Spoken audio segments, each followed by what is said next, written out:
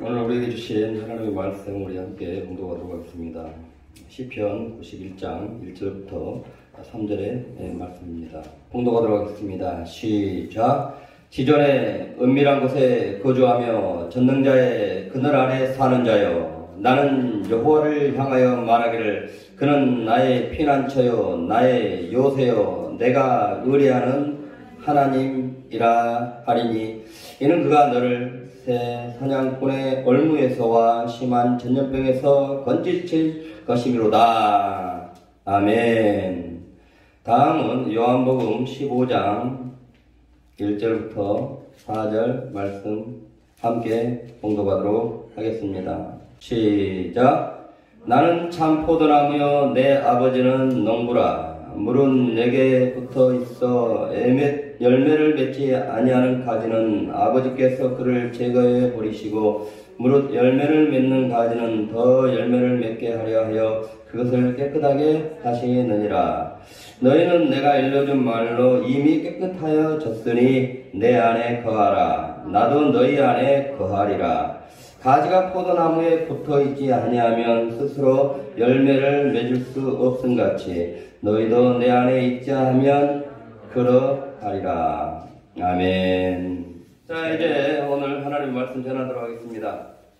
오늘은 지난 시간에 이어 세 번째로 창조 목적에 따라 사는 삶이라는 주제와 누구하고 가장 친하게 지내는가 라는 부제로 하나님의 말씀을 증거하도록 하겠습니다. 이 세상의 모든 사물에는 다 존재하는 목적들이 있습니다. 제가 사용하고 있는 이 마이크도 존재하는 목적이 있고, 저 뒤쪽에 걸려있는 시계도 존재하는 목적이 있고, 또 여러분들이 다 타고 온 자동차도 존재하는 목적이 있고, 그리고 여러분들이 다 가지고 있는 이 폰도, 스마트폰도 다 존재하는 목적이 있습니다. 이 마이크는 나의 이 말을 듣는 사람들로 더 크게 잘 들릴 수 있도록 전달해주는 목적이 있고, 또 시계는 저처럼 그냥 걸려있기만 하느냐?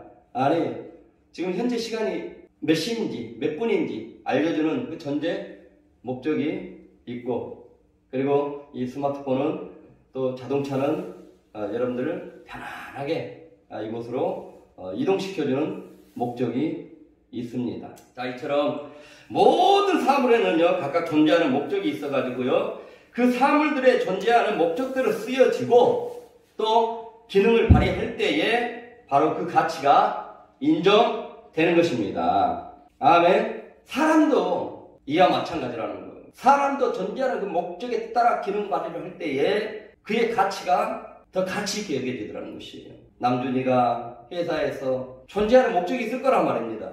또 보육교사는 보육교사로서의 존재하는 목적이 있을 거란 말입니다. 그 존재하는 목적에 따라 간호사는 간호사대로 존재하는 목적이 다 있을 거예요.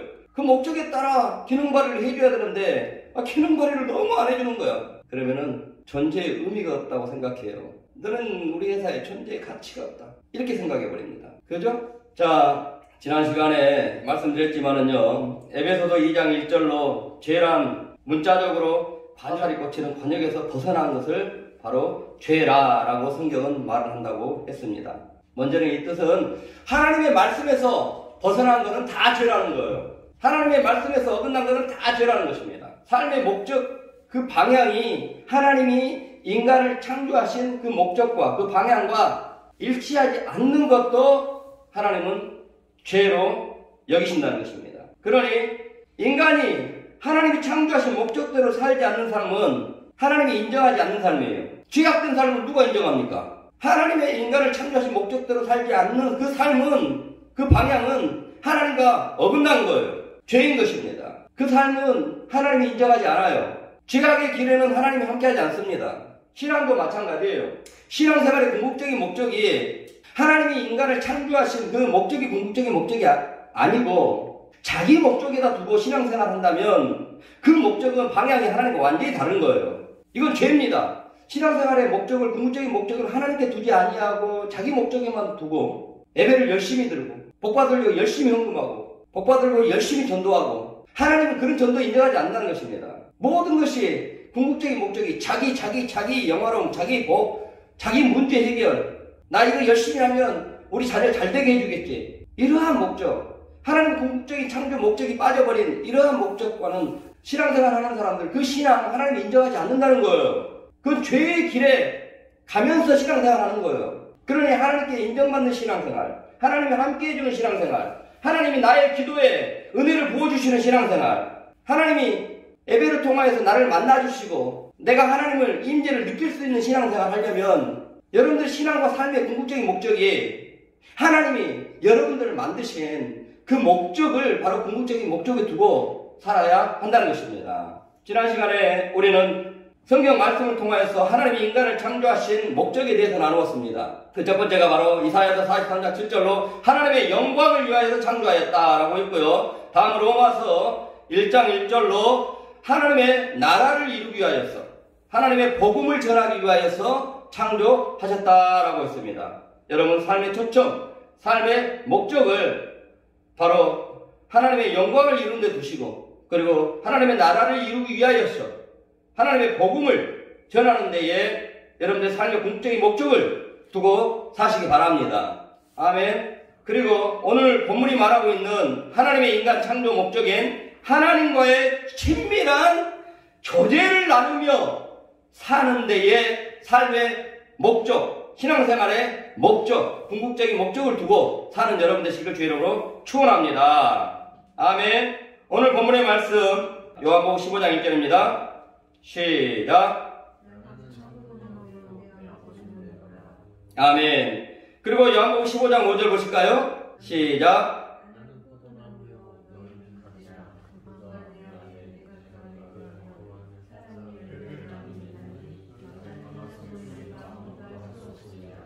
아멘. 1절과 15절 보시게 되면은 나는 참 포도나무요 또 내 아버지는 농부라. 그리고 요한복음 15장 5절 보시게 되면은 나는 참 포도나무요 너희는 가지라 라고 이렇게 말을 하고 있잖아요.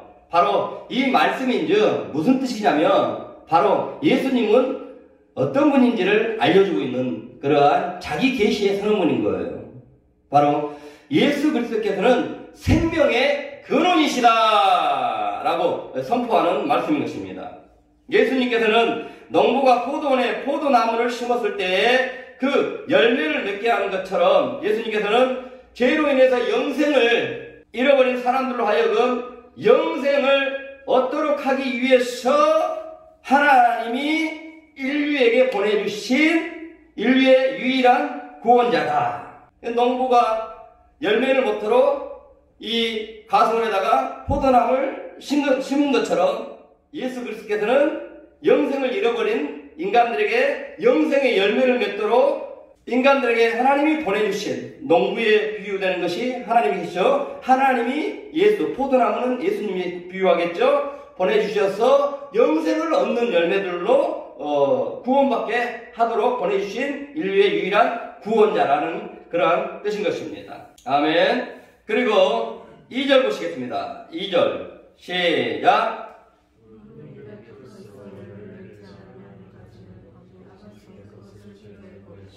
예, 여기서 예수께 붙어 있다라고 하는 것은 바로 예수를 믿는 사람을 얘기를 하는 것입니다. 그러니 예수를 믿는다 하면서도 예수를 믿는 그 믿음에 적합한 합당한 삶을 살지 않는 사람들은 하나님께서 그 가지라는 것은 예수를 믿는 사람들이겠죠.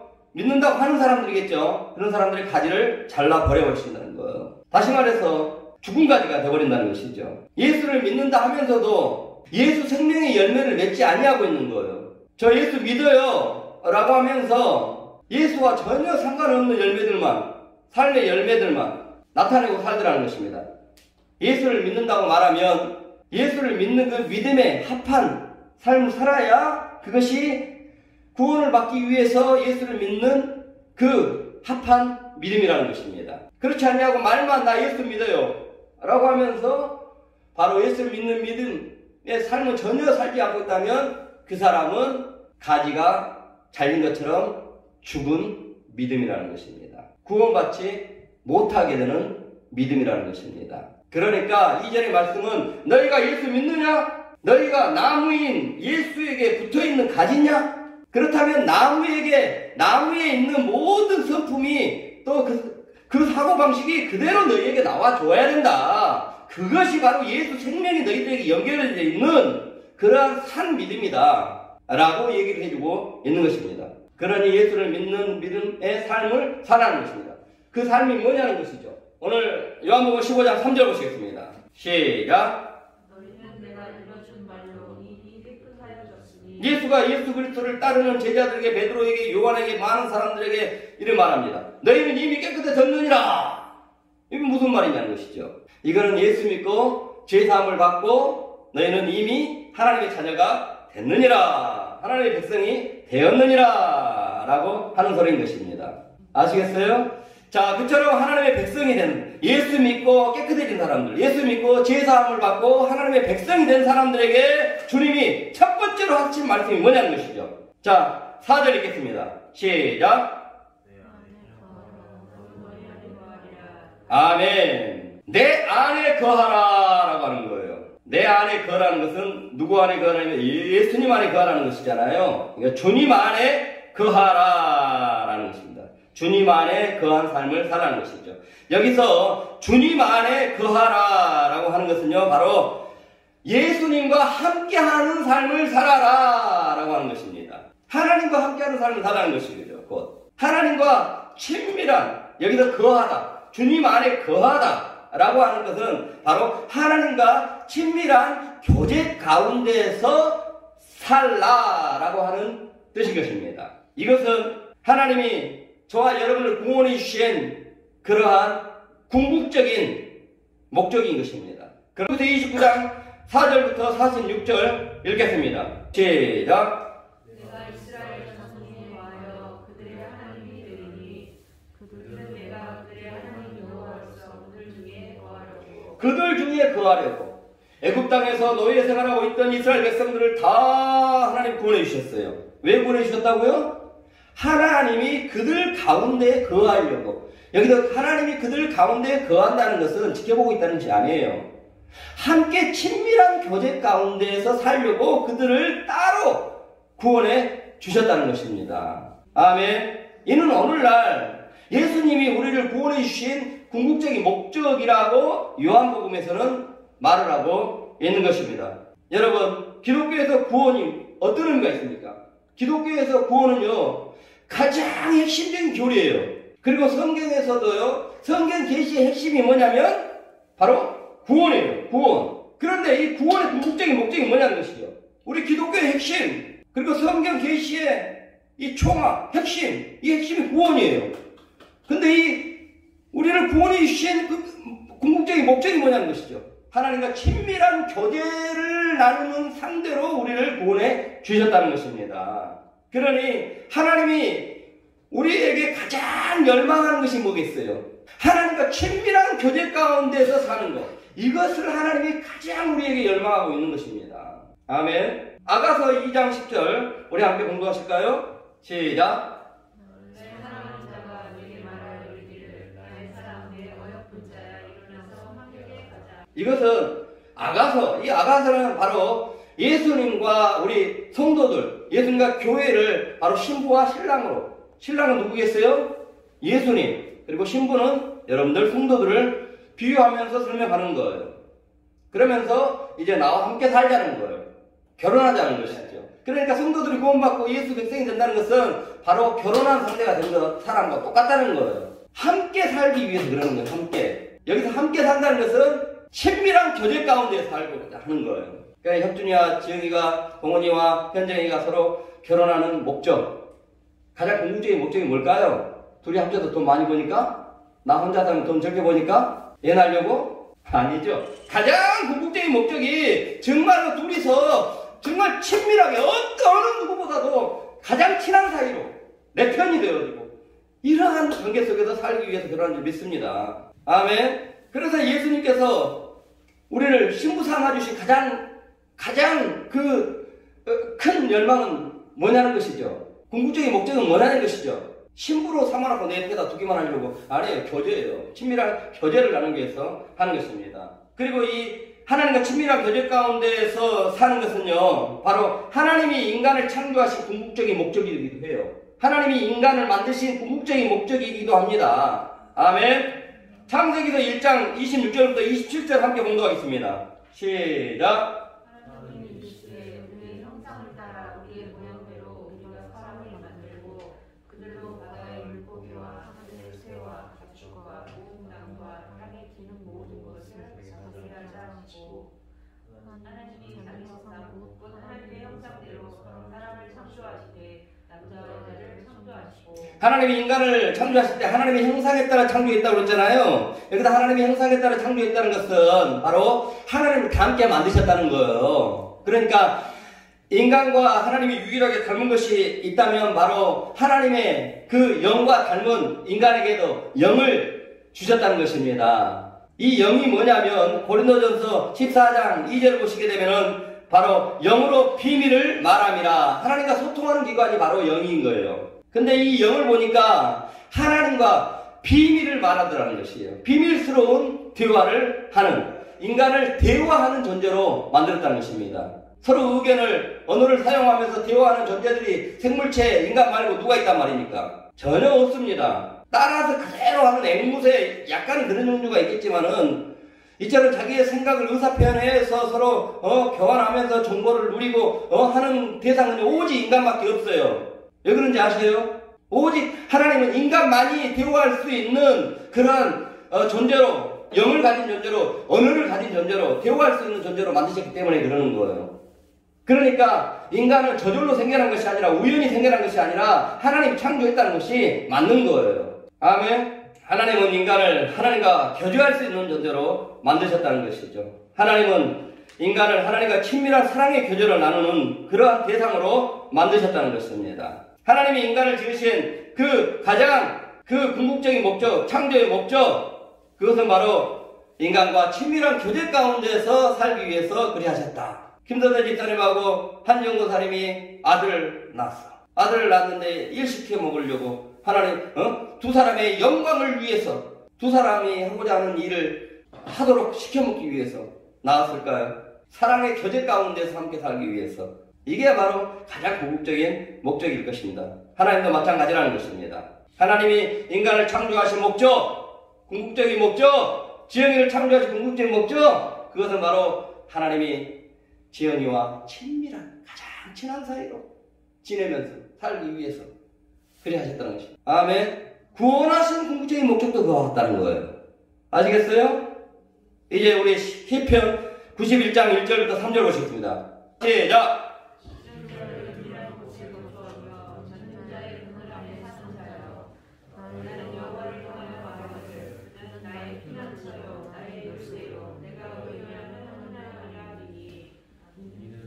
아멘. 자, 보시게 되면은 시편 91장 1절부터 지존자의 은밀한 곳에 거주하며 전능자의 그늘 아래 사는 자여. 어떤 사람을 얘기하는 것 같아요? 바로 이 사람은 하나님과 밀접하게 교통하는 사람들. 하나님과 친밀하게, 긴밀하게 교통하고 사는 사람을 의미를 하는 거예요. 이처럼 시편 91장, 이 시편 91장은 어떤 말씀을 하고 있냐면 하나님과 친밀한 관계 가운데서 사는 이들에 대해서 하나님이 어떻게 하시겠다고 하시는 그 약속의 말씀들, 그 말씀들을 열거하고 있는 것입니다. 하나님과 친밀한 관계에 있는 이들에게 하나님은 이렇게 하시는 분이시다 라는 신앙 고백과 동시에 하나님의 약속이기도 합니다. 그렇다면 하나님과 친밀한 교제 가운데 하나님과 정말 친하게 지내는 사람들, 이런 사람들에게는 하나님은 어떠한 약속을 하셨고 어떻게 다스려 주시는가? 자, 3절 보시겠습니다. 시작. 이는 그가 너를 새 사냥꾼의 얼굴에서와 심한 전쟁에서 건지실 것이리로다. 환난을 당하면 그 환난 가운데서 건져 주신다는 것입니다. 아멘. 모르는 사람도 물에 빠졌을 때 건져주는데 아주 친한 사람이 물에 빠져 있어요. 위기에 처해 있습니다. 안 건져주겠습니까? 아주 재빠르게 가서 건져주실 거예요. 자, 4절 보시겠습니다. 시작.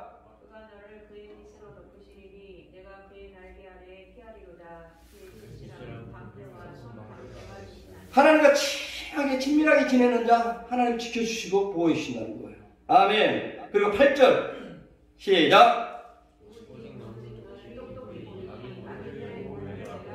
하나님과 친밀하게 지내는 자를 누군가가 어떤 계략으로 괴롭혔거나 뭔가 손해를 끼쳤거나 뭐 이렇게 힘들게 하거나 분하게 하거나 화나게 하거나 억울하게 하거나 이런 사람들이 있으면 하나님이 보응해 주신다는 거예요. 똑똑히 보거라.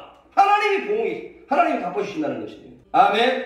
이러한 말씀이 있기 때문에 우리는 얼마나 든든한지 몰라요. 틀림없이 해주십니다. 저는 그것을 똑똑히 보고 살아와요. 자, 15절 오십니다. 시작. 누가 내게 간구하리니 내가 그에게 응답하리라. 그들이 환난 당할 때에 내가 그와 함께하리라. 아멘. 바라고 간구하는 거 있으면 들어주신다는 거예요. 아멘. 이는 이와 같습니다. 여러분, 사람이 서로 친한 그러한 사이가 되면 서로 어떻게 해주나요? 사람이 정말 서로 친한 사이가 되면요, 서로 도울 일이 있으면 서로 도와줍니다. 또 도움을 요청하기도 합니다. 그리고 또 도와주기도 하고요. 서로의 어떤 비밀스러운 얘기도 해주기도 하고요. 그죠? 서로의 말 못할 그런 비밀스러운 얘기까지 공유도 하기도 하고, 어려운 것도 남한테는 부탁 못하지만 또 그 사람한테는 정말 부탁할 수도 있고 이러죠.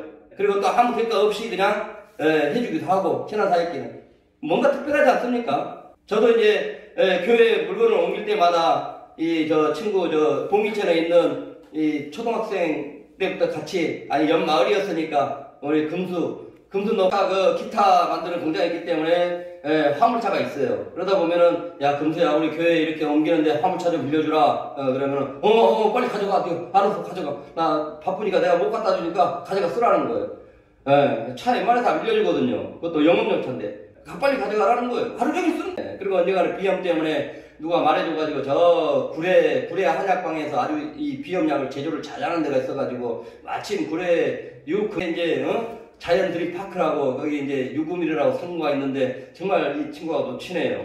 그래서 전화를 상당했지. 야, 구례 어디 유명한 한약방이 있다는데 비염약이 있다는데 좀 알아봐라 했더니, 야, 한 5분도 안 돼서 연락이 왔어. 야, 알아봤는데 여기 있더라. 하는 거예요. 금방 응답이 와버리는 거예요. 금방. 그리고 제가 아는 어떤 이런 일도 있어요. 정말 아는 사람인데 지금은 돌아가셨지만, 술로 인해 돌아가셨지만, 그 부인이 남편이 술만 마시면 사고를 쳐가지고 금천시장에서 싸우고 그러면은 그 부인이 곧장 연락을 해요. 지금 원래 애 아빠가 또 술 너무 많이 마셔가지고 막 시장 골목에서 뭐 행패를 부리고 그런다고 빨리 좀 마시라고 삼촌, 빨리 좀 마시고. 그러면요, 뭐 자다가도 가는 거예요. 자다가도. 이렇게 재빠르게 도와주고 협조해주고 하는 사람이 바로 친한 사이인 것입니다. 시편 91편에 하나님도 이와 같다는 거예요. 하나님도 친한 사람들에게는 이리 해주신다는 것입니다. 아멘. 여러분, 하나님이 도우시면요, 못하실 것이 없는 거예요. 그러니 하나님과 친밀한 관계로 사는 사람이 가장 복 있는 사람이라는 것입니다. 그러므로 여러분, 하나님과 친밀한 관계로 사시기 바랍니다. 여러분, 어때요? 지난 한 해 동안 누구하고 가장 친하게 지내셨습니까? 여러분, 사람은 누구와 친하게 지내느냐에 따라서요, 인생의 많은 것들이 확실하게 달라집니다. 주식에 미쳐서 사는 그 친구들과 친하게 지내면요, 그 사람 주식에 빠져요. 그래가지고 언제 한번 큰 낭패 한번 봅니다. 누구하고 사람은 친하게 지내냐, 가장 친하게 지내냐에 따라 분명히 그 인생이 달라집니다. 여러분, 하나님과 친하게 지내는 친밀한 교제 가운데 사는 여러분 되시길 주님으로 축원합니다. 아멘. 그래서 이 시간은 계속해서 하나님과 친밀한 교제 가운데서 산다는 것은 무엇인가에 대해 알아봤는데, 시편 91장 14절 공부하겠습니다. 시작.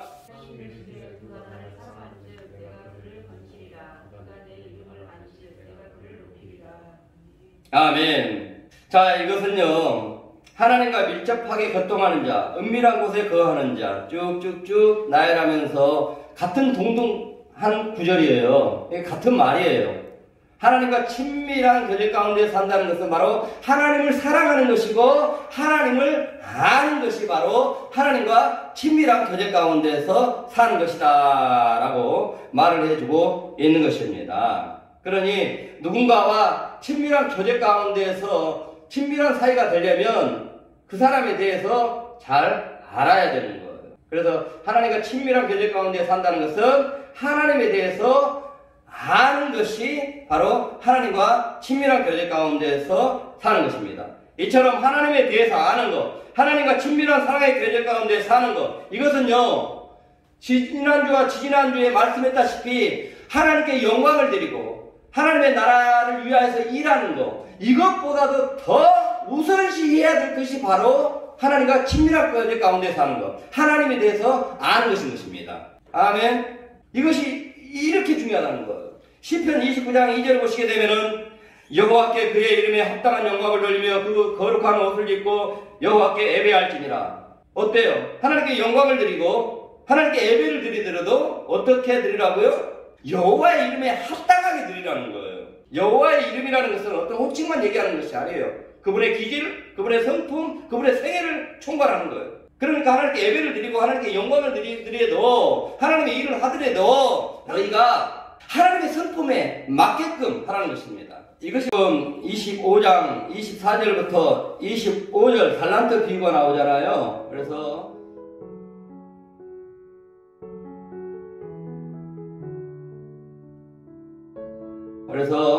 5달란트 받은 사람은 5달란트 가지고 장사를 했더니 주인 곧 하나님을 비유하죠. 결산을 하는데 참 잘하였다라고 하면서 칭찬하면서 그에게 상을 주고, 또 2달란트 받은 사람은 2달란트 남겨가지고 장사해서 주인에게 드리니까 참 잘하였다라고 해서 칭찬하면서 그에게 더 큰 축복을 주시고, 그런데 한 달란트 받은 사람은 주인이 결산하자 그러니까 네 하고 한 달란트만 드리는 거예요. 이게 어찌 된 일이냐 그러면서 그를 한 달란트 받은 사람을 대하여 이 악하고 게으른 종아 하면서 그걸 다 빼앗아 버립니다.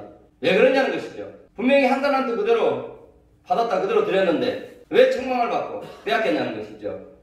여기에 대한 근본적인 이유는요, 바로 그 사람은 한 달란트 받은 사람은요, 하나님의 일을 하는 데 있어서 하나님에 대해서 잘못 이해를 하고 하나님의 일을 했더라는 것입니다. 그가 그 이유를 이처럼 얘기합니다. 마태복음 25장 24절 25절입니다. 시작.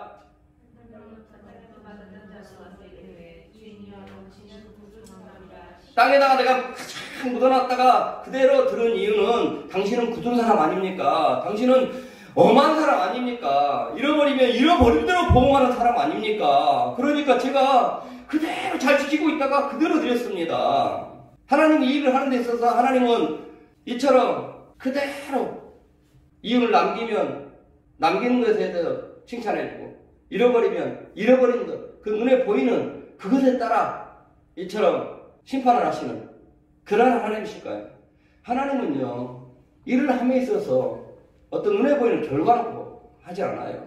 어떤 마음을 가지고 정말 최선을 다했느냐, 이걸 보시는 것입니다. 아멘. 그 사람이 결실을 덜 얻었어도 손을 봤더라도 정말 그 사람이 최선을 다했다면 하나님은 너는 참 잘했다라고 칭찬을 해주십니다. 마음을 보셔요. 그리고 계속해서 보시게 되면은 심지 않는 데서 당신은 거둔 줄 알았습니다. 심지도 않고 거두어요? 이거 당신은 전능하신 분인 줄 알았습니다. 그러니 우리는 아무것도 안 해도 당신이 알아서 다 하실 줄 알았습니다. 그러니 저는 땅에다 잘 묻어놨습니다. 라고 하면서 그대로 잃어버리지 않고 그대로 드렸는데도 불구하고 어때요? 책망을 받습니다. 왜 그러냐는 것이죠. 그것은 바로 주인 곧 하나님에 대한 성품을 잘 바르게 알지 못하고 일에 참여했더라는 것이죠. 자, 그래서 여러분들, 우리가 하나님의 영광을 드리는 일도 좋습니다. 그리고 하나님 나라를 이루기 위하여서 또 하나님의 복음을 전하고 하나님 섬기는 일에 참여하는 것도 좋습니다. 하지만 그보다 더 중요한 것이 있다면, 그보다 더 앞서고 우선시해야 될 것이 있다면 바로 하나님에 대해서 아는 것입니다. 아멘.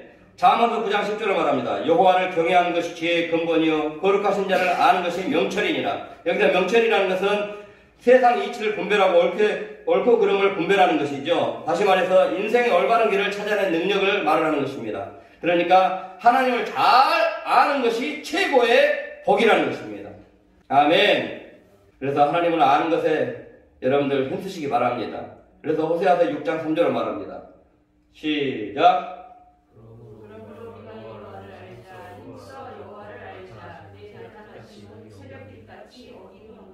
아멘. 어떤 사람이 명철한 사람이라고요? 하나님에 대해서 잘 아는 사람. 그렇다면 하나님에 대해서 많이 아는 사람이 더 명철한 사람이겠죠. 할렐루야. 이것을 믿고 또 하나님을 아는 것이, 하나님을 알아가는 것이 하나님과 친밀한 교제 가운데서 사는 것이다라는 것을 알고, 그리고 하나님과 친밀한 교제 가운데 있는 이들에게는 오늘 시편 91장의 다스림의 약속들 여러분들 믿으시고 하나님을 아는 일에 힘쓰시기를 주의 이름으로 축원합니다. 아멘.